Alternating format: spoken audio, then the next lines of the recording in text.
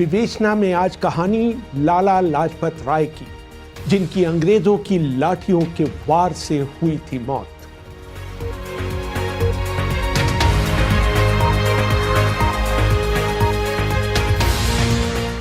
अभिवादन स्वीकार करिए रेहान फजल का। लॉर्ड कर्जन के जाने के बाद पूरे भारत में राष्ट्रवादियों का एक बड़ा तबका उभर कर सामने आया था। बंगाल में विपिन चंद्र पाल, महाराष्ट्र में बाल गंगाधर तिलक और पंजाब में लाला लाजपत राय इसका नेतृत्व कर रहे थे। इन सब ने मिलकर स्वदेशी और भारत में विदेशी सामान, खासकर विदेशी कपड़ों के बहिष्कार की मुहिम चलाई थी। मुहिम की सफलता का अंदाजा इस बात से लगाया जा सकता है कि जब ईस्ट बंगाल के लेफ्टिनेंट गवर्नर लॉन्सलेट हेयर ने बारिसाल में मैनचेस्टर में बना कपड़ा खरीदने की इच्छा प्रकट की, तो उनसे कहा गया कि इसके लिए उन्हें पूर्वी बंगाल में न्यू पार्टी के नेता अश्वनी कुमार दत्ता से अनुमति लेनी होगी। जब बंगाल में सार्वजनिक रूप से वंदे मातरम का नारा लगाना प्रतिबंधित हो गया, तो पंजाब में इसका जबरदस्त विरोध किया गया। इसका नेतृत्व कर रहे थे लाला लाजपत राय। आने वाले दिनों में बंगाल, महाराष्ट्र और पंजाब अंग्रेजों के विरोध के गढ़ बन गए और वहां के नेताओं विपिन चंद्र पाल, बाल गंगाधर तिलक और लाला लाजपत राय को लाल बाल पाल की उपाधि दी गई। सन 1882 में 17 वर्ष की आयु में लाला लाजपत राय के आर्य समाज के सदस्य बनने के साथ ही उन्होंने समाज सेवा करनी शुरू कर दी थी। उन्होंने स्वामी दयानंद सरस्वती के साथ मिलकर आर्य समाज को पंजाब में लोकप्रिय बनाया। उन्होंने दयानंद एंग्लो वैदिक विद्यालयों का भी प्रसार किया, जिन्हें आजकल डीएवी स्कूल और कॉलेज के नाम से जाना जाता है। 1896 में जब मध्य भारत में एक जबरदस्त अकाल पड़ा, तो ईसाई मिशनरियों ने उसका लाभ उठाकर उस इलाके के लोगों को ईसाई बनाने की कोशिश की। लाला लाजपत राय ने अकाल में अनाथ हो गए बच्चों के लिए एक अभियान चलाया। उन्होंने जबलपुर और बिलासपुर क्षेत्र के करीब 250 अनाथ बच्चों को वहां से पंजाब लाकर यहां के अनाथालयों में भर्ती करवा दिया। लाला जी समाज सुधारक के अलावा एक बहुत अच्छे लेखक भी थे। उन्होंने इटालियन राजनेता मैज़िनी और गैरिबाल्डी की जीवनी उर्दू में लिखी। लाला लाजपत राय ने ही एक उर्दू साप्ताहिक वंदे मातरम और अंग्रेजी साप्ताहिक द पीपल छापना शुरू किया। कांग्रेस के सदस्य बनने और पंजाब में राजनीतिक गतिविधियों में भाग लेने के बाद लाला लाजपत राय को देश से निष्कासित कर बर्मा भेज दिया गया। लाला जी को एक विशेष ट्रेन से वहां भेजा गया, जिसकी सभी खिड़कियां बंद कर दी गई थी। जेल में उनके साथ अच्छा व्यवहार नहीं हुआ। लाला लाजपत राय के जीवनीकार डॉक्टर लाल बहादुर सिंह चौहान अपनी किताब पंजाब केसरी लाला लाजपत राय में लिखते हैं, लाला लाजपत राय को छोटी सी कोठरी में रखा गया था। उन्हें सोने के लिए एक चारपाई, एक कुर्सी और मेज दी गई थी, लेकिन उन्हें पढ़ने के लिए न तो कोई समाचार पत्र उपलब्ध कराया गया और न ही उन्हें किसी से मिलने की इजाजत दी गई। उन्हें अपने बाल कटाने के लिए नाई के लिए हुज्जत करनी पड़ती थी। उनकी कोठरी में अंधेरा रहता था। कई बार कहने के बाद उन्हें कमरे में रोशनी के लिए 2 मोमबत्तियां दी गई थी। कपड़ों और दवाओं के लिए भी लाला जी को बार बार अंग्रेज अफसरों से कहना पड़ता था। सन 1914 में भारत की आज़ादी के लिए दुनिया भर में सहानुभूति जगाने के उद्देश्य से लाला लाजपत राय पहले ब्रिटेन गए और फिर वहां से उन्होंने अमेरिका का रुख किया। पहला विश्व युद्ध शुरू हो जाने के कारण उन्हें 1920 तक अमेरिका में ही रहना पड़ा। जब वो भारत लौटे तो उन्हें कांग्रेस के कलकत्ता सत्र में पार्टी का अध्यक्ष बनाया गया। उन्होंने ही पंजाब नेशनल बैंक और लक्ष्मी इंश्योरेंस कंपनी की स्थापना की। सन 1922 में जब महात्मा गांधी ने चौरी चौरा कांड के बाद असहयोग आंदोलन वापस लिया तो लाजपत राय ने इसे पसंद नहीं किया। इस मतभेद के कारण उन्हें कुछ समय के लिए कांग्रेस छोड़नी भी पड़ी।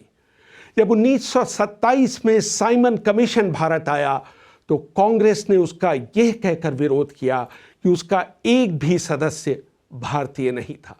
27 और 28 अक्टूबर को लाजपत राय इटावा में थे। जैसे ही उनको सूचना मिली कि साइमन कमीशन उनके गृह नगर लाहौर पहुंच रहा है, वो उसका विरोध करने के लिए तुरंत लाहौर रवाना हो गए। जैसे ही साइमन लाहौर के रेलवे स्टेशन पर उतरे, लोगों ने काले झंडे दिखाकर और साइमन गो बैक के नारे लगाकर उनका स्वागत किया। लाला लाजपत राय विरोध जुलूस का नेतृत्व कर रहे थे। दफा 144 लगी हुई थी। पुलिस अधिकारियों ने जुलूस को तितर बितर करने की चेतावनी दी। लाला जी ने जवाब दिया, जनता तो प्राणों का मोह छोड़कर यहां आई है, तुम्हें जो अच्छा लगता हो करो, मैं अपना काम कर रहा हूं। लेकिन पुलिस ने पहले से ही प्रदर्शनकारियों पर हमला करने का मन बना लिया था। पुलिस को आदेश मिला कि आंखें मूंद कर भीड़ पर लाठीचार्ज करो। फिरोज चंद अपनी किताब Lajpat Rai life and work में लिखते हैं, भीड़ पर लाठी चलाने वालों में खुद सबसे आगे था वरिष्ठ पुलिस अधीक्षक जेम्स स्कॉट। उसका साथ दे रहा था उनका असिस्टेंट जॉन सैंडर्स। उनका निशाना थे छाते के नीचे खड़े और हाथ में वॉकिंग स्टिक लिए लाला लाजपत राय। उन्होंने बहादुरों की तरह अंग्रेज पुलिस की लाठियों को झेला। वो वहां से भागे नहीं और न ही उन्होंने भीड़ को उकसाया कि वो पुलिस पर जवाबी हमला करे। उनके समर्थकों ने उन्हें घेर लिया, लेकिन अंग्रेज पुलिस ने लाला जी को ही निशाना बनाकर लाठियां बरसाईं। इस बीच लाला जी ने चिल्लाकर लाठियां मारने वाले अंग्रेज अफसर का नाम पूछा। उसने उसका जवाब और लाठी चला कर दिया।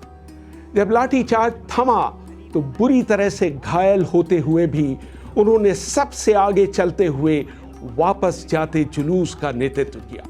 शाम को भाटी गेट के बाहर पुलिस की इस कार्रवाई के विरोध में लाहौर वासियों ने एक विरोध सभा बुलाई। इस सभा में भी लाला लाजपत राय शामिल हुए और उन्होंने वहां उपस्थित लोगों को बताया कि उनके साथ क्या हुआ था। उन्होंने लोगों को उनके धैर्य के लिए धन्यवाद दिया और एक ऐसा वाक्य बोला जो हमेशा के लिए इतिहास के पन्नों में दर्ज हो गया। उन्होंने कहा, हमारे ऊपर किया गया हर वार ब्रिटिश साम्राज्य के ताबूत में ठोकी गई एक कील साबित होगा। अगले दिन इस घटना की जांच के आदेश दे दिए गए। जांच में पुलिस को बेकसूर माना गया। 2 सप्ताह बाद रावलपिंडी के आयुक्त डीजे बॉयट के नेतृत्व में एक और जांच समिति का गठन किया गया। लाला लाजपत राय और उनके साथियों ने इस जांच समिति के सामने उपस्थित होने से इनकार कर दिया। हमले के बाद जब डॉक्टरों ने लाला लाजपत राय की जांच की तो उन्हें उनके सीने के बाएं हिस्से में 2 लंबे नील मिले।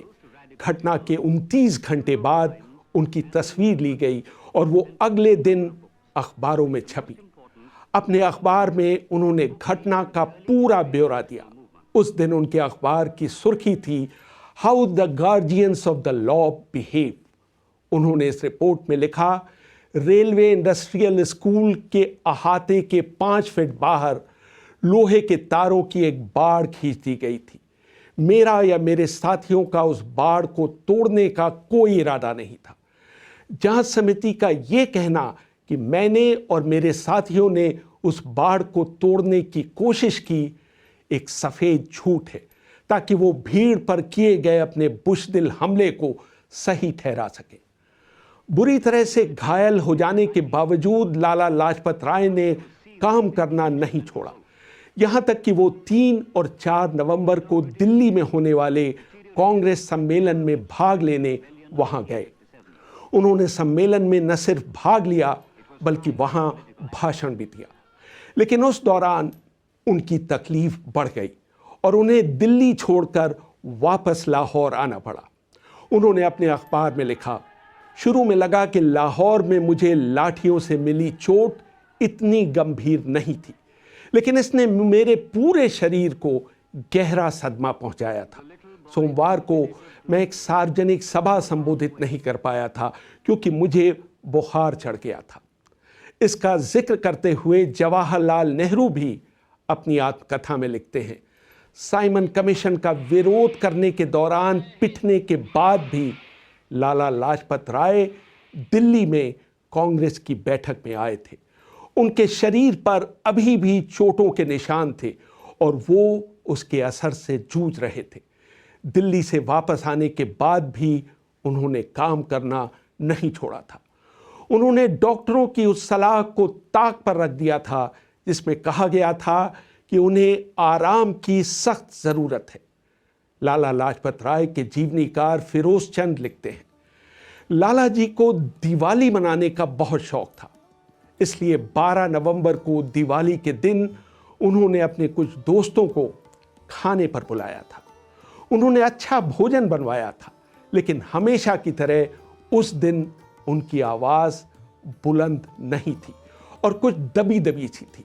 उनके दोस्त उनके बेडरूम में ही बैठे हुए थे और वो उनसे पलंग पर लेटे लेटे ही बातें कर रहे थे। 16 नवंबर की सुबह उनके डॉक्टर NR धर्मवीर उनको देखने आए थे। उन्होंने डॉक्टर से कहा कि वो उन्हें शाम को कार ड्राइव पर ले चले, लेकिन डॉक्टर के पहुंचने से पहले ही वो वॉक के लिए निकल गए थे। वॉक से लौटने के बाद जब डॉक्टर ने उनकी जांच की तो पाया कि थकान या चोटों के कारण उनके पूरे शरीर में दर्द हो रहा था। सीने के दाहिनी तरफ रीढ़ की हड्डी के पास दर्द कुछ ज्यादा था। डॉक्टर ने उन्हें एस्प्रिन दी और रात 11 बजे उनसे विदा ली। 17 नवंबर की सुबह तड़के कुछ लोग उस पुराने घर में दौड़ते हुए आए जहां उनके नौकर रहा करते थे। वो लोग अभी जगे भी नहीं थे। जब वो लोग भागते हुए लाला जी के कमरे में पहुंचे तो वहां उन्होंने उनकी पत्नी, बेटे और बेटी को उनकी पलंग के चारों ओर खड़े पाया। सबको डॉक्टर का इंतजार था।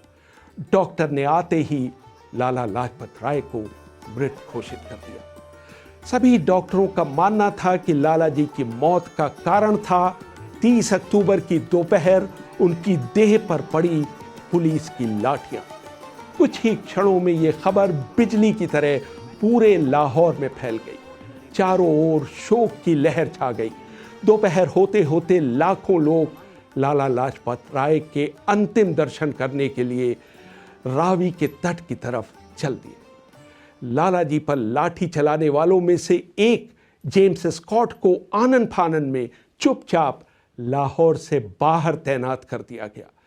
लाला लाजपत राय के देहावसान के ठीक 1 महीने बाद 17 दिसंबर को शाम होते होते जिला पुलिस दफ्तर के सामने गोलियों की आवाज सुनाई दी।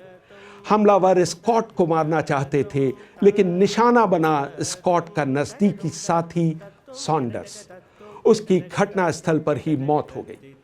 सन 1907 में अंग्रेज सरकार ने लाला लाजपत राय और अजीत सिंह को देश निकाला दिया था। उन दोनों को एक ही किले में नजरबंद रखा गया था, लेकिन एक बार भी मिलने नहीं दिया गया था। छोड़े जाने के बाद दोनों एक ही ट्रेन से लाहौर वापस लाए गए थे। उन्हीं अजीत सिंह के भतीजे भगत सिंह ने अंग्रेज पुलिस अफसर पर गोली चलाकर लाला लाजपत राय के अपमान का बदला लिया था। रेहान फजल, BBC, दिल्ली।